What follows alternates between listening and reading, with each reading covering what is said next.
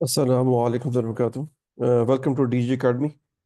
Sorry about the delay in changing the day from Saturday to Sunday because there was a reason actually. First of all, you can type your comments about our word card. Alhamdulillah, हमने start कर दिया अपना word card program. Last week हमने बताया था आप लोगों के वी आर स्टार्टिंग डीजीपीडिया और डीजीपीडिया में starting with letter A.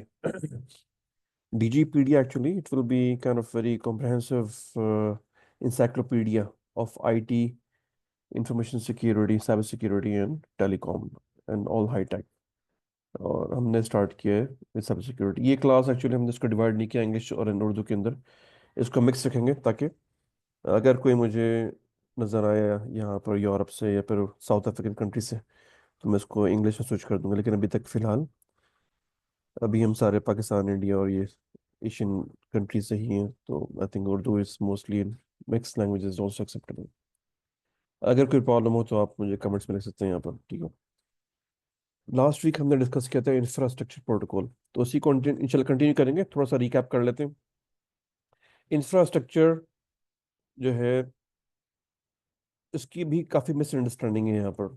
काफ़ी ये मैं इंटरव्यूज करता हूँ सीवीज आती है मेरे पास बहुत सारी दुनिया के मुख्तलिफ जगहों से. तो इंफ्रास्ट्रक्चर का जो कॉन्सेप्ट है ना वो काफ़ी लोगों के दिल में जो है ना खासतौर पर प्रोफेशनल्स, मैं स्टूडेंट की बात नहीं कर रहा, प्रोफेशनल्स की बात कर रहा हूँ, उनको भी काफ़ी डिफिकल्टीज होती हैं एक्सप्लेन करने में कि इंफ्रास्ट्रक्चर किसे कहते हैं.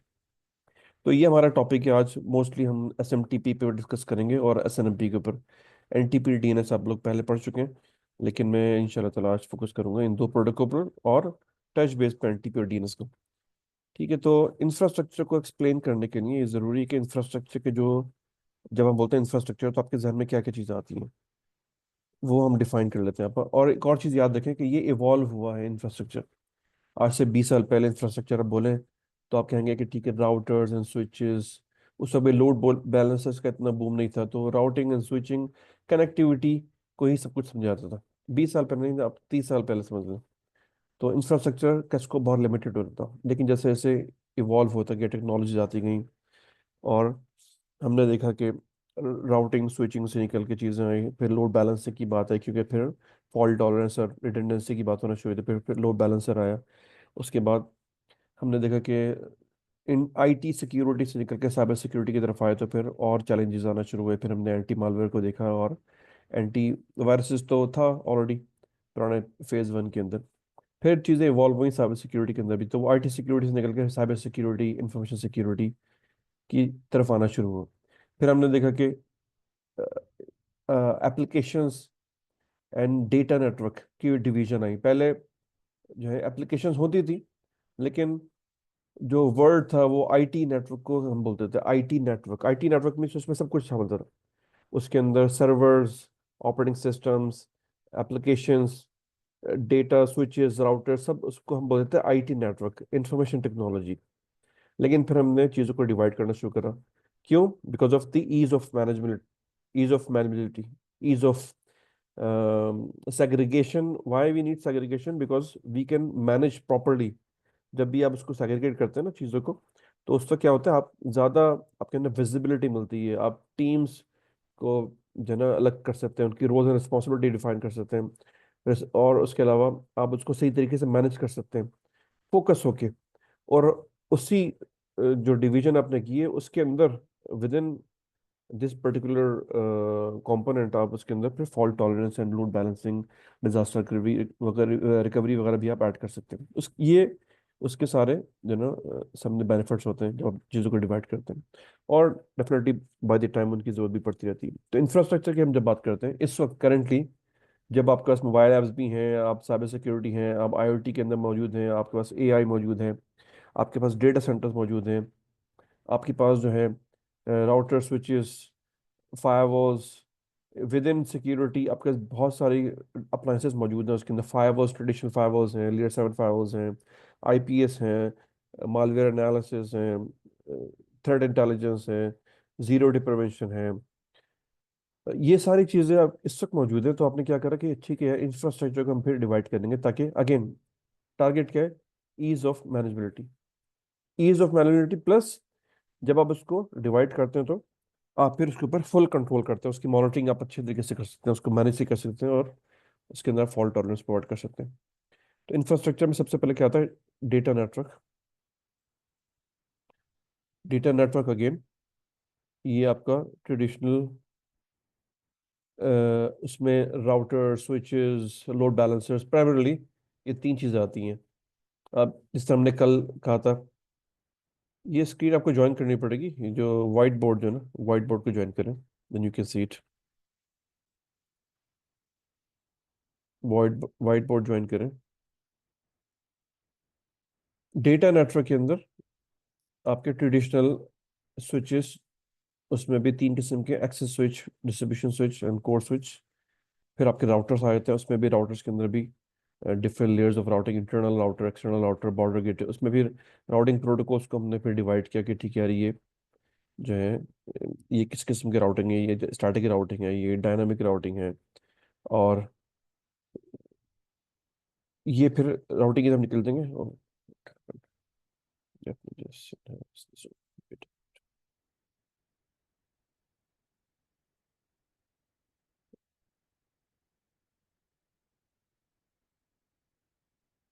ये आप लोग जो है ना कर्सर मूव ना करें, क्योंकि इस तरह स्क्रीन जो है ना फिर मूव होती है और फिर एक्सपेंड हो जाती है, फिर जूम इन करना पड़ेगा मुझे।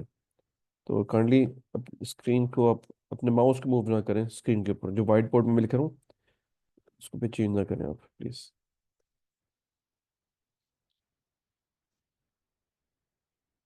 ओके। डेटा नेटवर्क, आप इसको इस वक्त समझ लें इस तरह, जिस तरह ट्रेडिशनल वे में आप आईटी नेटवर्क होता था, router, switches and load balancers. उसके बाद हम आ जाते हैं यहाँ पर एप्लीकेशंस के अंदर। इसमें भी फर्दर डिवीजन हुई है, लेकिन अभी आपके समझने के लिए हम इसको बोलते हैं यार, ओके, एप्लीकेशंस। एप्लीकेशंस में भी जैसे यहाँ पर आपने कहा कि यार यहाँ पर स्विचेस हो गए, राउटर्स हो गए एंड लोड बैलेंसर्स हो गए। इसी तरह एप्लीकेशंस के अंदर भी है आपके ऑपरेटिंग सिस्टम्स हो गए, ठीक है। और आपके जो है जैसे ई आर पीज। अब E R P is very wide word, इसमें बहुत सारी चीज़ें आ जाती हैं उसमें। आपकी पे रोल, आपकी डेटाबेसेस, आपकी जो है, लेट्स आप if you are belong to telecom, O S S हो गया, बी एस एस एप्लीकेशंस हो गई, ये सारी की सारी एप्लीकेशंस के अंडर में आती हैं। और इसके अंदर मोबाइल ऐप भी इसके अंदर शामिल हो जाती है। Mobile applications, actually mobile application का जो वर्ड है हम इस्तेमाल करते हैं फ्रंट एंड के लिए। जब भी आप कोई वेबसाइट डेवलप कर रहे होते हैं तो उसके दो इंटरफेस होते हैं। बहुत इंपॉर्टेंट है ये कॉन्सेप्ट, ये बच्चों को नहीं पता होता, स्टूडेंट्स को। जब थोड़े ट्रिकी क्वेश्चन आते हैं उसमें आप फंस जाते हैं।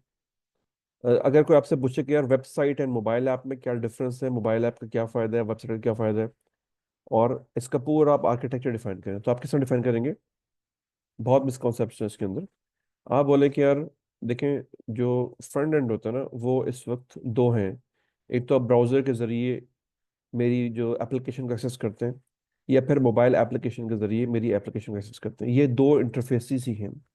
दोनों इंटरफेस जो हैं मुझे यूज़र इंटरफेस प्रोवाइड करते हैं। यूज़र मीन्स मैं जो ब्राउजिंग कर रहा हूँ वेबसाइट को, या मोबाइल ऐप के ज़रिए मैं नेविगेट कर रहा हूँ, मैं ब्राउज कर रहा हूँ एप्लीकेशन को। ब्राउज़र एक एप्लीकेशन है जो कि जो है आपको बैकएंड का डेटाबेस फैच करके एक यूजर फ्रेंडली, एक जो है, मैं इसको मजीद इस वेब की टर्मिनोलॉजी में नहीं जाना चाह रहा, लेकिन just to make a difference, browser के अंदर बैकएंड का जो डेटा होता है वो HTML फॉर्मेट के अंदर आपके सामने नजर आ रहा होता है आपको। HTML, इट्स प्रोग्रामिंग लैंग्वेज जो कि ब्राउजर के लिए लिखी गई है। मोबाइल एप्लीकेशन जो है वो भी सेम एप्लीकेशन सर्वर से डेटा को फेच करके यूजर को डेटा प्रोवाइड करती है, डेटा दिखाती है। अब वो डेटा कुछ भी हो सकता है, वो यूट्यूब की वीडियोस भी हो सकती हैं, वो पॉडकास्ट की ऑडियो भी हो सकती हैं, वो न्यूज़ वेबसाइट्स की न्यूज़ भी हो सकती हैं, वो कोई टेक्सचुअल वेबसाइट भी हो सकती है। वही टेक्स्ट आपको ब्राउजर में नजर आएगा, वही टेक्स्ट आपको मोबाइल ऐप में नजर आएगा। फर्क सिर्फ यूजर इंटरफेस का है, लुक एंड फील का फर्क है, और कोई फर्क नहीं है। Development programming language definitely different है, लेकिन पीछे बैकएंड के अंदर सेम एप्लीकेशन सर्वर होता है। जो सर्वर ब्राउजर में डेटा को फेच करके खाता है, बिल्कुल सेम सर्वर जो है वो इस्तेमाल होता है मोबाइल ऐप के लिए भी। ठीक है, तो ये इसमें आप जब मोबाइल ऐप लिखने की जरूरत नहीं है यहाँ पर मुझे, मोबाइल ऐप। ठीक है, क्यों? क्योंकि मैं इस वक्त फ्रंट एंड की बात नहीं कर रहा, मैं बैक एंड की बात कर रहा हूँ। क्लियर? इसमें डेटाबेस भी आ जाते हैं। ठीक है, क्लियर हो गया आपको ये? Data networks and applications. अब इसमें एक और चीज आप समझे कि ठीक है, ये थर्ड जो है ना कैटेगरी कौन सी है इंफ्रास्ट्रक्चर अंदर, ये हो गया आपकी आईओटीज, इंटरनेट ऑफ थिंग्स के जो है। उसके अलावा जो है आईओटी के अंदर भी बहुत सारे जो है ना वो लेट्स से डेटा सेंटर के सेंसर्स हो गए, और जैसे स्पेशलाइज एप्लीकेशंस हो गए, जैसे स्मार्ट स्मार्ट पार्किंग वगैरह होती हैं, उनके भी होते हैं डेटा सेंटर के अंदर। डेटा सेंटर मॉनिटरिंग के जो होते हैं डिवाइसेस, उनकी रीडिंग लेकर, वो सब का सब आईओटी के अंदर दाखिल होता है। और this is third type of infrastructure जो कि इवॉल्व हो रहा है इस वक्त यहाँ पर। इसमें ड्रोन्स भी आ जाते हैं। इसमें जो है अपना आईओटी की तो बहुत ज़्यादा टाइप्स हैं इसके अंदर। इसके अंदर जो है अ, अ, इसके अंदर आप ये नहीं बोल सकते ठीक है A I also part of it, no we can not say, because A I is not something broader category of infrastructure. Infrastructure की जब बात करते हैं तो उसमें बात करते हैं कि ठीक है समथिंग टेंजिबल, समथिंग सॉलिड। इसीलिए ये पुराना जो कॉन्सेप्ट चला आ रहा है ये वही चीज़ है। इंफ्रास्ट्रक्चर हमारे सामने फॉर्म आता है कि यार समथिंग हार्ड, समथिंग टचेबल। लेकिन जब से वर्चुअलाइजेशन आई है इसके अंदर, तो वर्चुअलाइजेशन की ने तो हर चीज़ें चेंज कर दी, टर्मिनोलॉजीज डेफिनेशंस भी चेंज कर दी। अब हम पहले बात करते थे कि यार फिजिकल स्विचेस एंड राउटर्स हैं, अब बात करते हैं बिकॉज ऑफ दी वर्चुअलाइजेशन। आप बात कर रहे होते हैं कि यार ठीक है वर्चुअल स्विचेस भी होते हैं, वर्चुअल राउटर्स भी होते हैं, which you can not touch, लेकिन वो they perform exactly the same. जो आप स्विचिंग के अंदर जो काम कर रहे होते हैं, राउटर्स में जो काम कर रहे होते हैं, वही सारे काम आप virtual switches and virtual router में कर सकते हैं। एनीवेज, तो ये कॉन्सेप्ट थोड़ा क्लियर करने का मैंने सोचा कि हम इसको बात कर लेते हैं थोड़ी, इंफ्रास्ट्रक्चर किसे कहते हैं। अब प्रोटोकॉल्स को समझना आपके लिए आसान हो जाएगा। ठीक है, अब ये हम बोलते हैं एस एम टी पी। ठीक है, एस एम टी पी का क्या मतलब है, और ये प्रोटोकॉल जो है कहाँ इस्तेमाल होता है। और इस वक्त हम सीमलेसली इसको यूज़ कर रहे होते हैं, और आपकी बहुत सारी एप्लीकेशन जो है इस प्रोटोकॉल के ऊपर डिपेंडेंट होती हैं, काम कर रही होती हैं, चल रही होती है, लेकिन इसकी चीज़ें हमें नहीं पता होती कि यार ये है क्या चीज़। ठीक है, तो ये उसके अलावा एन टी पी सर्वर है, डी एन एस सर्वर है, S N M P server है। ये सारे इंफ्रास्ट्रक्चर से रिलेटेड प्रोटोकॉल है। इसकी वजह क्या है? क्योंकि हमें पता है कि इस वक्त इंफ्रास्ट्रक्चर के अंदर हमारे पास डेटा नेटवर्क्स हैं, इसके अंदर हमारे पास एप्लीकेशंस हैं, इसके अंदर आईटी डिवाइसेस हैं। ठीक है, लेकिन हमें जो है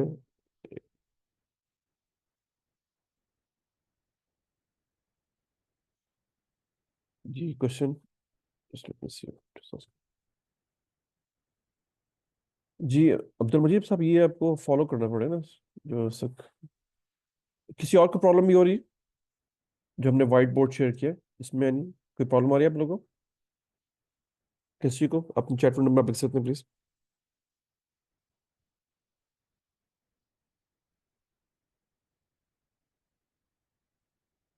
एनी प्रॉब्लम? व्हाइट बोर्ड को ज्वाइन करना पड़ेगा तो आई थिंक सब ये there should not be any problem।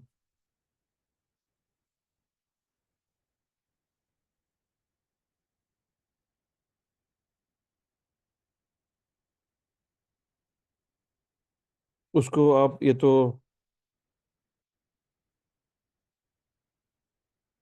Okay, I think I just saw your message.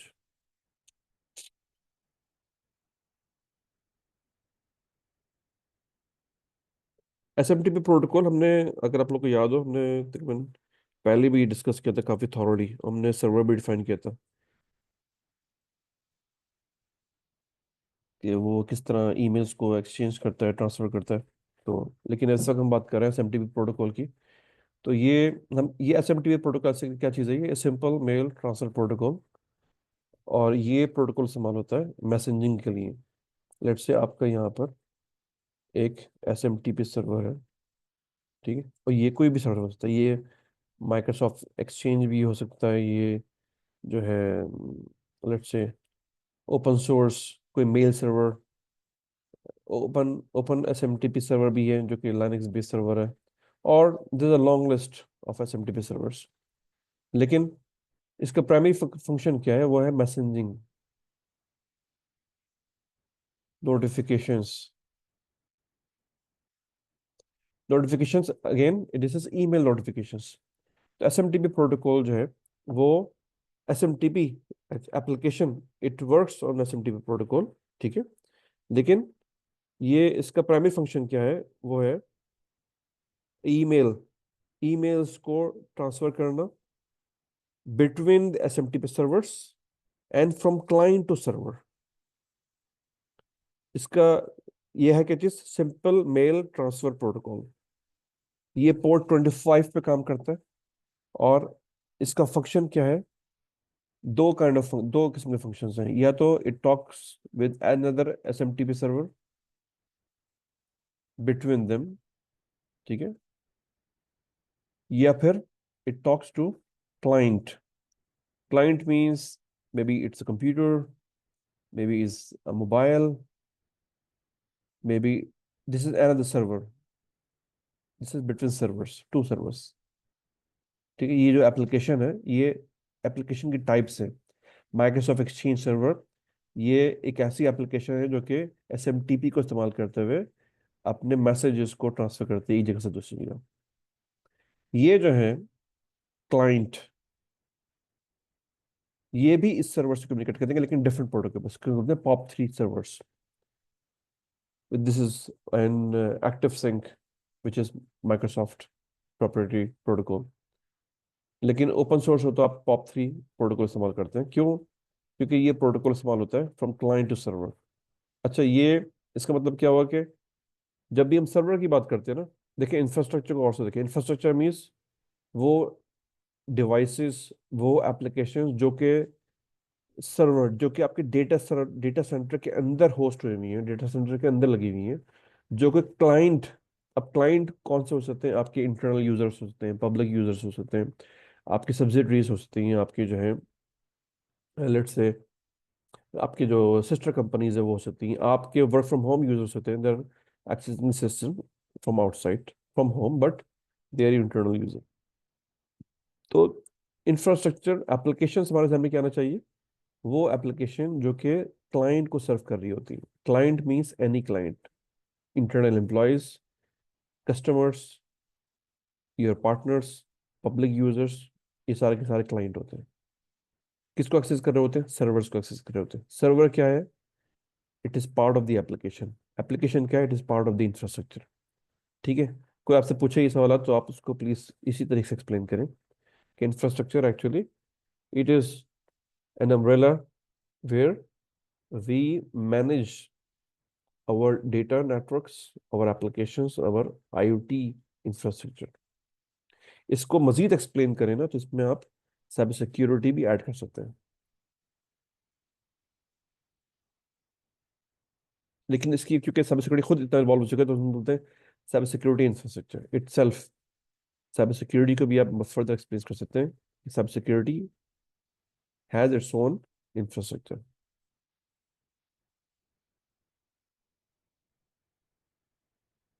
तो ये साइबर सिक्योरिटी को हमने वैसे इंफ्रास्ट्रक्चर का पार्ट क्यों बनाया? क्योंकि सारे साइबर सिक्योरिटी इटसेल्फ, उसके अंदर भी हार्डवेयर होता है, उसकी फायरवॉल्स होती हैं, उसकी एच फायर होती है, उसकी ईस्ट वेस्ट फायर होती है, नॉर्थ साउथ फायरवॉल्स होती हैं। और जो है फायरवॉल्स की टाइप्स भी होती हैं, लेयर 4 फायरवॉल होती है, लेयर 7 फायरवॉल्स होती हैं। इसी तरह यूटीएम एक होती है, another security control, anti malware security control होता है। तो ये बहुत सारे सिक्योरिटी कंट्रोल्स होते हैं जो कि साइबर सिक्योरिटी इंफ्रास्ट्रक्चर के अंदर आते हैं। Cyber security itself it is part of infrastructure, ठीक है। तो इसके इस वक्त हम बात कर रहे हैं एसएमटीपी, एक प्रोटोकॉल है जो कि हम कि इंफ्रास्ट्रक्चर जब प्रोटोकॉल की बात कर रहे होते हैं हम क्या बात करते हैं? यार एक प्रोटोकॉल है उसका नाम है SMTP, simple mail transfer protocol. और ये इस्तेमाल होता है किस काम के लिए? मैसेजिंग के लिए, नोटिफिकेशंस के लिए, between the servers and from client to servers. Between servers क्यों? फॉर एग्जांपल योर आपकी ईमेल जो है यहाँ पर होस्ट हुई हुई है इसके अंदर, एसएमटीपी सर्वर के अंदर। Let's say you are working in dginfo.net, ठीक है,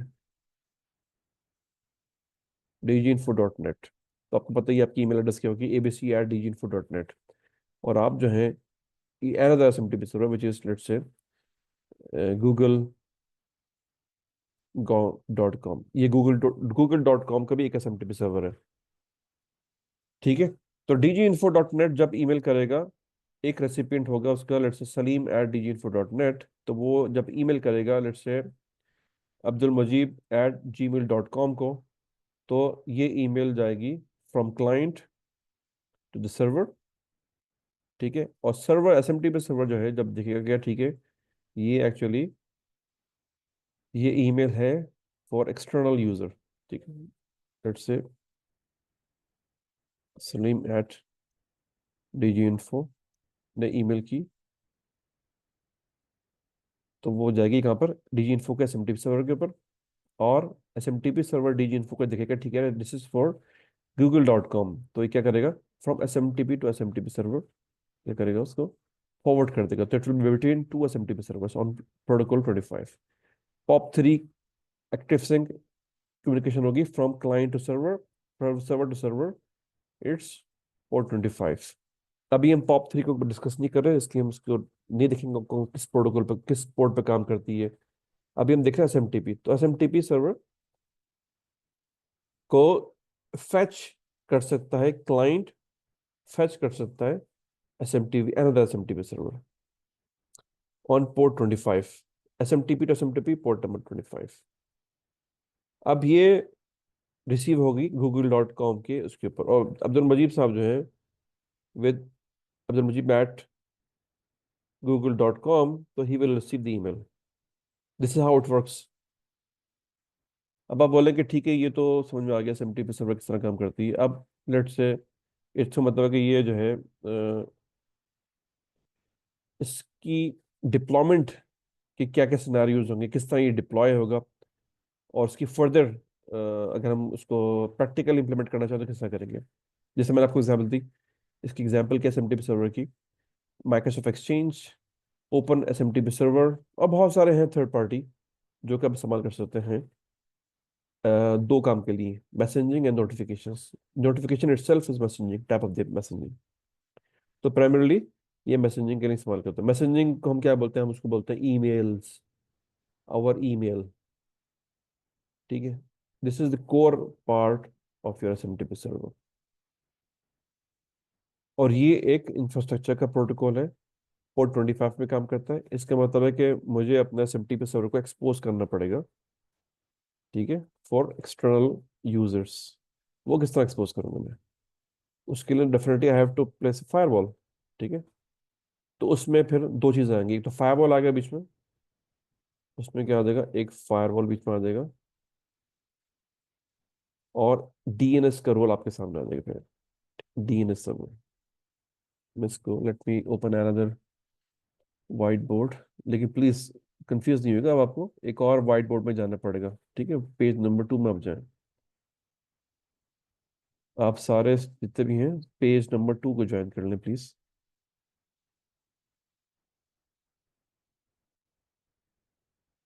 ठीक है। पेज 2 में,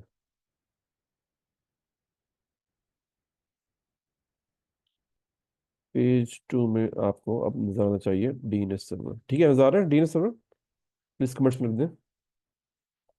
हम यहाँ पे बात करेंगे एसएमटीपी सर्वर की। ठीक है, डीएनएस सर्वर हो गया,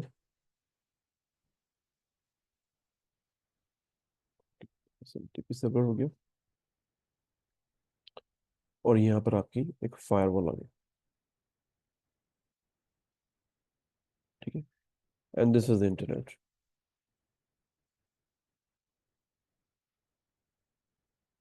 these are remote SMTP server.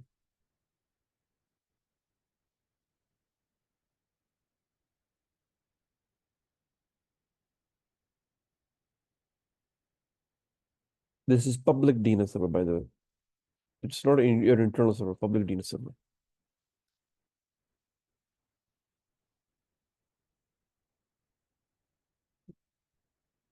ये अब का किस तरह काम करेगा, जिस तरह मैंने आपको एग्जांपल दी, salim@dginfo.net ने ईमेल करी अब्दुल मजीद एट google.com को तो उसने ट्रैवल किया फ्रॉम एसएमटीपी डीजी इन्फो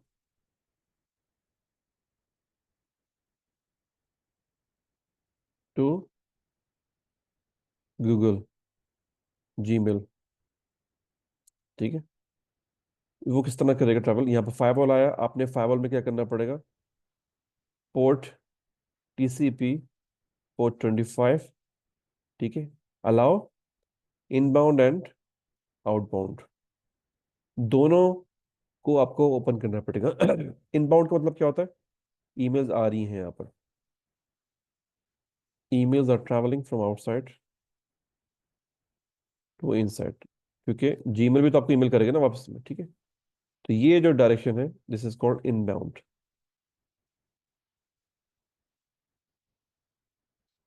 और जब आप ईमेल कर रहे होंगे, ठीक है,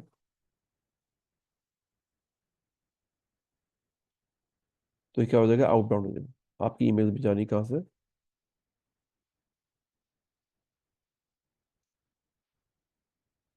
crossing the final reaching here. और ये भी फाइवल को क्रॉस करके जा रहा है कहाँ पर? जीमेल के ऊपर।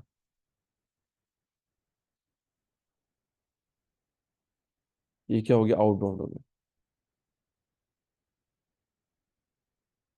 Outbound means going out, inbound means coming in. ठीक है, सिंपल वर्ड्स। पोर्ट 25 इनबाउंड और पोर्ट 25 आउटबाउंड। क्योंकि एसएमटीपी सर्वर लिसनिंग पोर्ट होती है, ये कंफ्यूजन भी होती है बहुत सारे स्टूडेंट्स को, इवन प्रोफेशनल्स को, कि ये पोर्ट 25 हमने एक्चुअली, पोर्ट 25 क्या बाई डायरेक्शन ओपन करनी है? यस, बाई डायरेक्शन ओपन करनी है। क्यों? क्योंकि ये, अच्छा मैं अगर आपसे बोलूं कि मुझे जो है फेच करनी है, ईमेल एक्सेस करनी है from client at the POP3, तो पोर्ट 25 मेरा जो है वो इनबाउंड में होगा या आउटबाउंड में होगा? जी मुझे चैट करने पे लिख देना।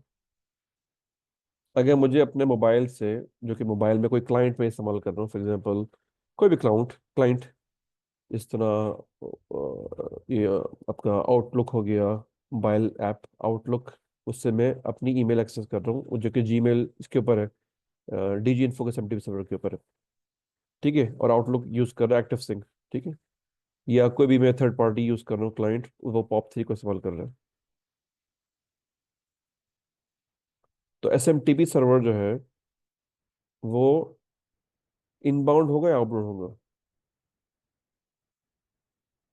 लेकिन एक और बात, आप बोले कि सर SMTP तो यहाँ पर इस्तेमाल ही नहीं हो रहा, ये भी आप बोल सकते हैं। ठीक है, यू कैन से इट।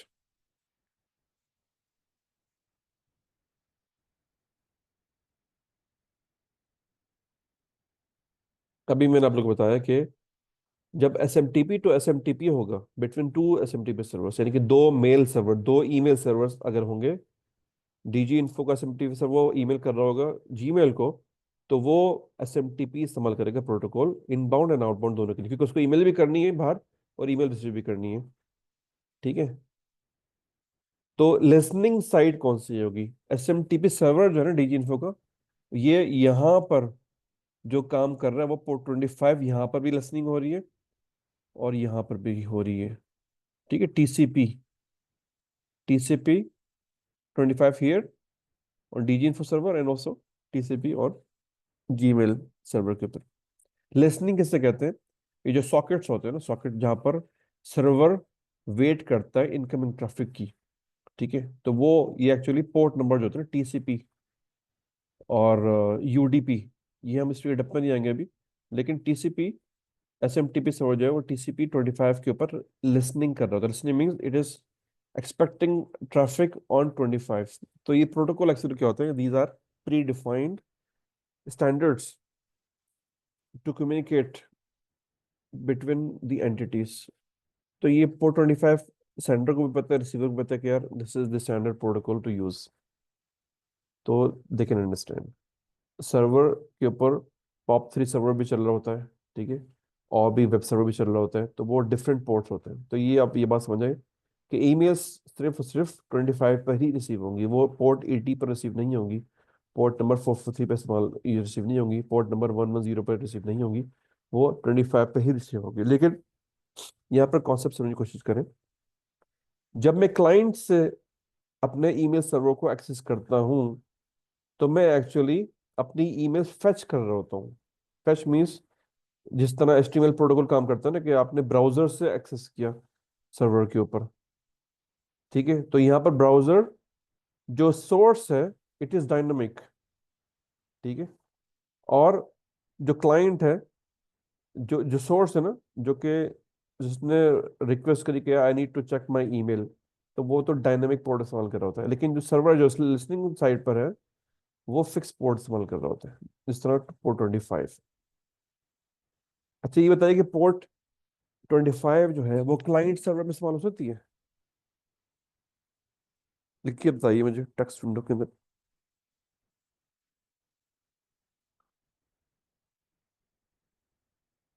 मुझे जब भी क्लाइंट से एक्सेस करना सर्वर को, तो मुझे क्लाइंट जिस प्रोटोकॉल पे काम कर रहा है उसकी पोर्ट ओपन करनी पड़ेगी। और जैसे मैंने अभी आपको बताया कि दो मोस्ट पॉपुलर है, POP3 है और एक्टिव सिंक है, तो ये पोर्ट्स मुझे ओपन करनी पड़ेंगी कहाँ पर, फायरवॉल के अंदर, in order to reach to the server.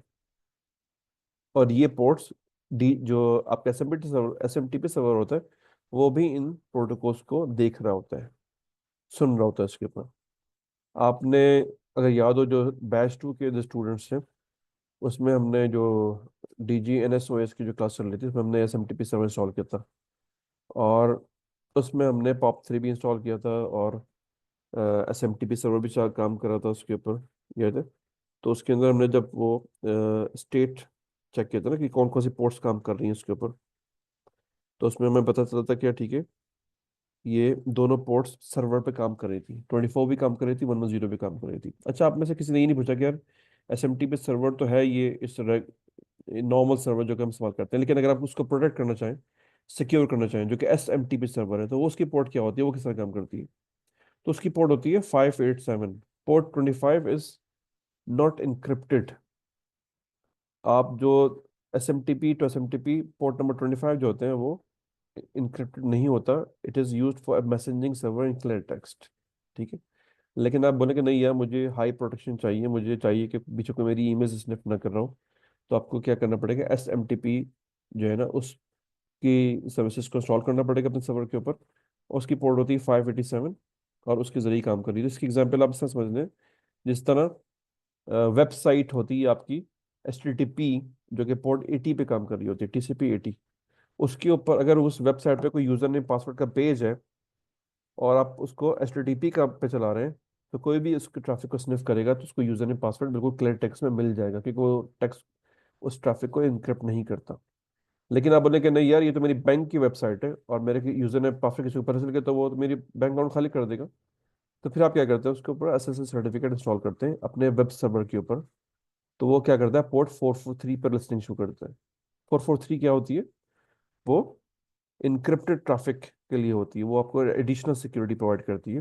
तो अब आप यूजर नेम डालें, पासवर्ड डालें, कोई स्निफ कर भी रहा हो तो उसको he will receive encrypted traffic, यानी गार्बेज डेटा उसको मिलेगा। He will not be able to understand कि यार ये कौन सा ट्रैफिक है, इसके अंदर क्या यूजर नेम है, क्या पासवर्ड है। ठीक है, तो SMTP के ऊपर जब भी क्लाइंट उसको एक्सेस कर रहा होगा तो क्या होता है, उस क्लाइंट का प्रोटोकॉल इस पे चल रहा होता है, जिस तरह 110, अगर if it is POP3 protocol है, जैसे आपका मोबाइल है and you trying to check your emails, it will be listening on 110, running on the server side between two SMTP servers, port 25। ठीक है, तो ये तो हो गया आपका SMTP सर्वर। अब DNS की बारी आती है। रिमोट सर्वर, google.com या yahoo.com और योर ओन प्राइवेट डोमेन, अगर उसको ईमेल करनी है dginfo.net के ऊपर, तो उसको तो आपको पता ही है हमेशा DNS इस्तेमाल होता है। लास्ट क्लास हमने इसको डिस्कस किया था कि DNS इस्तेमाल होता है नेम रेजोल्यूशन के लिए। उसके बाद जब उसको IP एड्रेस से पता चलता है तो फिर क्या करता है वो, उसको फिर IP एड्रेस को एक्सेस करता है। एग्जाम्पल मैं आपको देती हूँ यहाँ पर, लेट मी एक्सप्लेन अगेन। तो क्या होता है, ये क्लाइंट है, ठीक है, client, this is DNS server.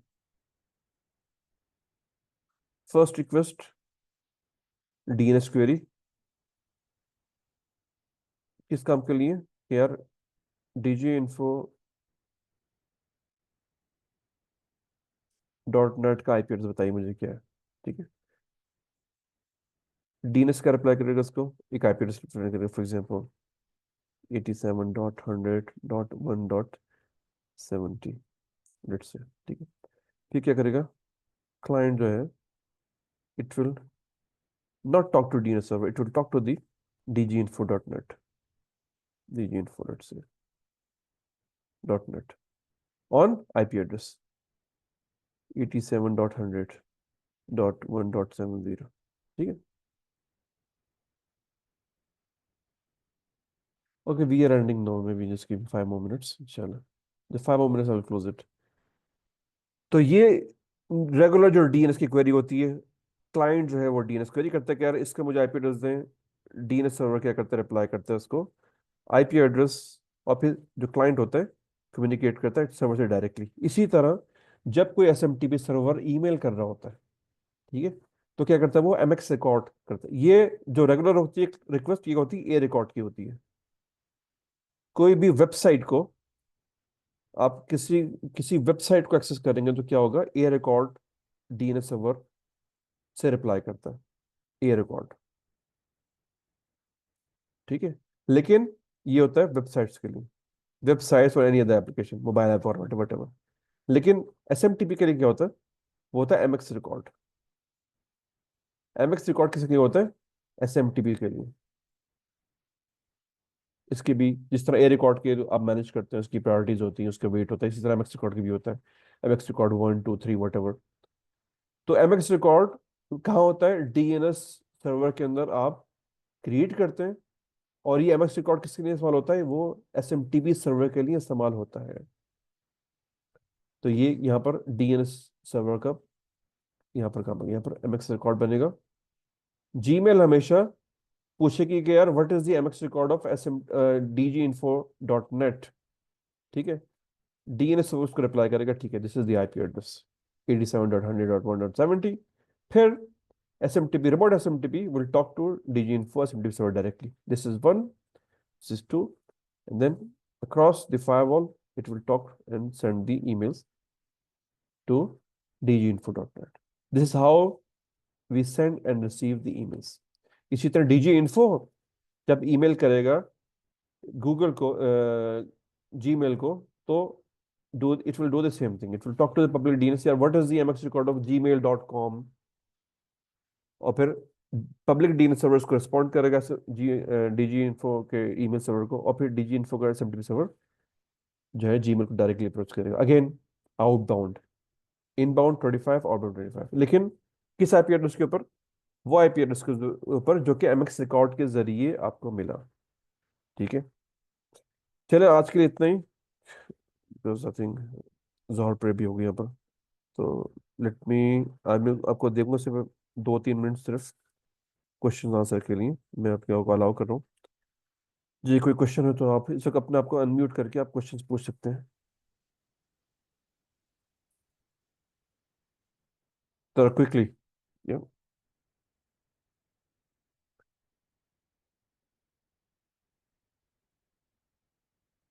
कोई क्वेश्चन आप लिख भी सकते हैं चैट विंडो में।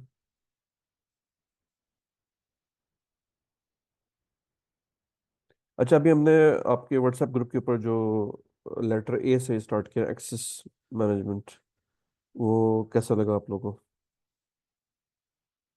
क्योंकि वो हमारा डीजीपीटी से स्टार्ट, अभी स्टिल इज इन डेमो, लेकिन इंशाल्लाह ताला उसको हम फिर प्रॉपर्ली एक्सेस कंट्रोल जो है ना, ए से स्टार्ट हुआ, तो लेटर ए को हम लेकर चलेंगे, तो उसमें जितने भी साइबर सिक्योरिटी के वर्ड्स आएंगे उसको हम डिस्कस करेंगे इसी तरह अवेयरनेस मैसेज के फॉर्म में, उसकी फिर वीडियो बनेगी इंशाल्लाह।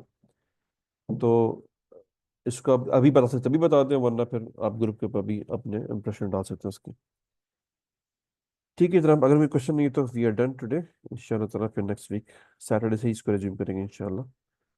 जज़ाकल्लाह खैर। अस्सलाम वालेकुम।